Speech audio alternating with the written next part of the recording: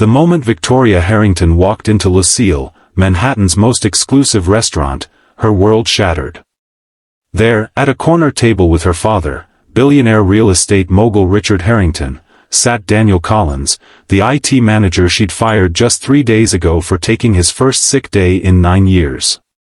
Their laughter echoed across the room as crystal glasses clinked between them.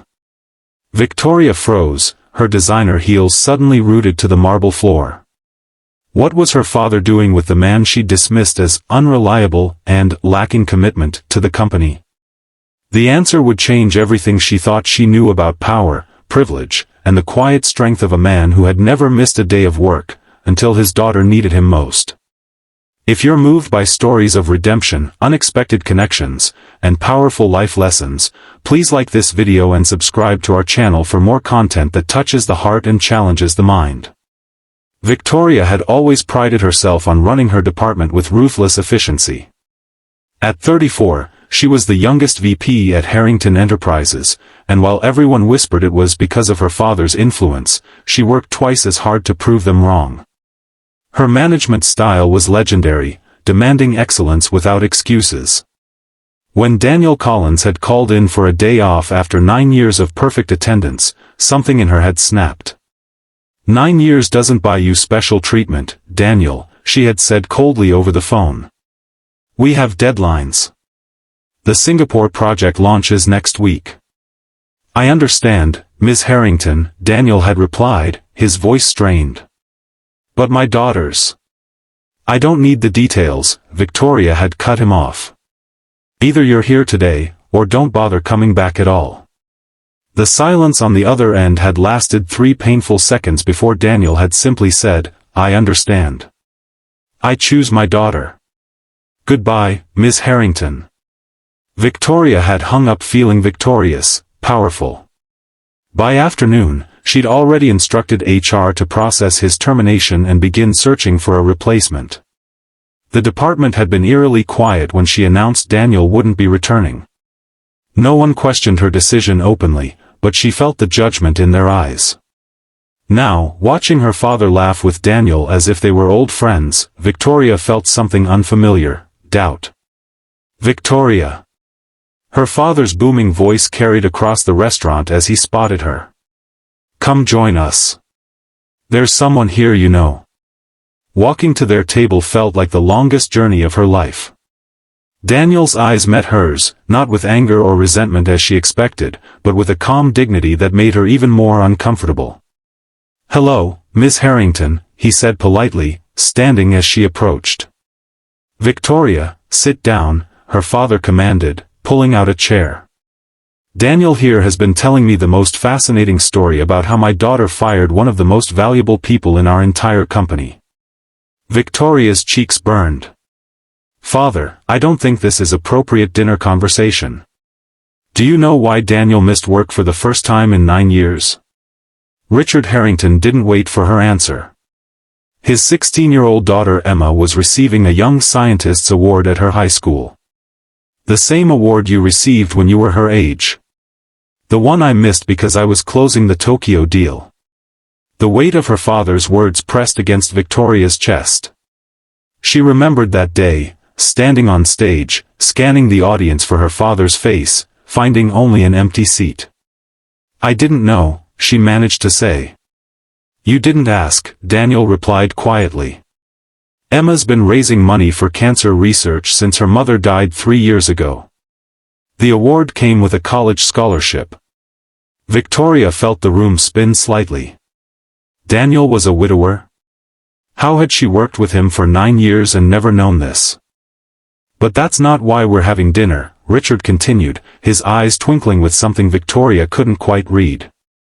Daniel here has been developing a security algorithm on his own time that could revolutionize our entire cybersecurity division. He brought it to my attention last year, but apparently, the proposal got stuck somewhere in middle management. Victoria's stomach dropped. She remembered the proposal, she had skimmed it and decided it wasn't worth pursuing.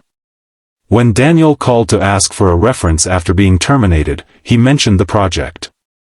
I was shocked to discover we'd let such innovation walk out the door. Richard shook his head. So I'm offering him a position as our new Chief Information Security Officer, reporting directly to me. Daniel looked down at his plate, seemingly uncomfortable with the praise. I just wanted to build something that would protect people, he said. After losing Sarah to cancer, Emma and I learned how precious time really is. That's why I never missed work. I wanted to provide stability for her. Until I forced you to choose, Victoria said, the realization of her cruelty washing over her. You didn't know my situation, Daniel said generously. I've always been private about my personal life. That's no excuse, Victoria replied, surprising herself with her candor. I should have asked. I should have listened. Richard Harrington watched his daughter with newfound respect. Perhaps there's something to learn here for both of us, Victoria. The dinner continued, and Victoria found herself seeing Daniel in a completely new light. He spoke of Emma with such pride, her science projects, her volunteer work at the cancer center where her mother had been treated, her dreams of becoming an oncologist. He showed them pictures on his phone, a smiling teenager with her father's kind eyes and determination. She looks like a remarkable young woman, Victoria said sincerely. She is, Daniel nodded. Everything I do is for her. As the evening progressed, Victoria learned more about Daniel Collins than she had in 9 years of working together. He had been raising Emma alone since his wife died, balancing his career with parent-teacher conferences and doctor appointments. He had never complained, never asked for special treatment, never missed a deadline. Why didn't you ever mention any of this at work? Victoria asked. Daniel considered her question carefully. I didn't want pity. And I didn't want anyone thinking I couldn't handle my responsibilities. Yet you never took a single day off until now. Some days were harder than others, he admitted. But Emma needed stability, and I needed purpose. Work gave me that. By the time dessert arrived, Victoria had made a decision. Father, she said firmly, I'd like to personally oversee Daniel's transition to his new role. And I think we should implement a company-wide policy review regarding work-life balance. Richard raised an eyebrow. That's quite a change of heart. I've been managing people, not leading them, Victoria said. There's a difference. Later that evening, as they were leaving the restaurant, Victoria pulled Daniel aside. I owe you an apology, she said. A real one. What I did was inexcusable. Daniel studied her face.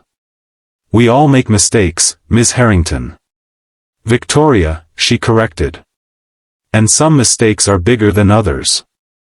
I'd like to meet Emma, if that's okay. Maybe I could talk to her about the science program at my alma mater. They have an excellent pre-med track. For the first time that evening, Daniel smiled genuinely. She'd like that. 6 months later, Harrington Enterprises had transformed. Under Victoria and Daniel's joint initiative, the company implemented flexible working hours, family leave policies that exceeded industry standards, and a mentorship program for employees' children interested in business and technology. Emma Collins had become a regular visitor to the office, shadowing different departments during school breaks. Victoria had taken a personal interest in her education, helping her prepare college applications and connecting her with medical school alumni.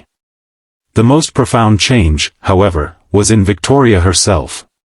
She had learned to listen, to see her employees as whole people with lives and responsibilities outside the office walls. Her department's productivity had actually increased, along with morale and retention. On the anniversary of Daniel's firing and subsequent rehiring, Richard Harrington hosted a dinner at his penthouse.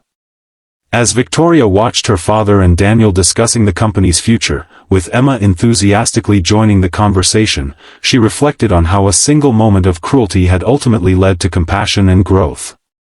You know, Richard said, raising his glass, sometimes our greatest mistakes lead to our most important lessons. To second chances. To seeing people for who they really are, Victoria added. Daniel smiled, putting an arm around his daughter. And to remembering what truly matters.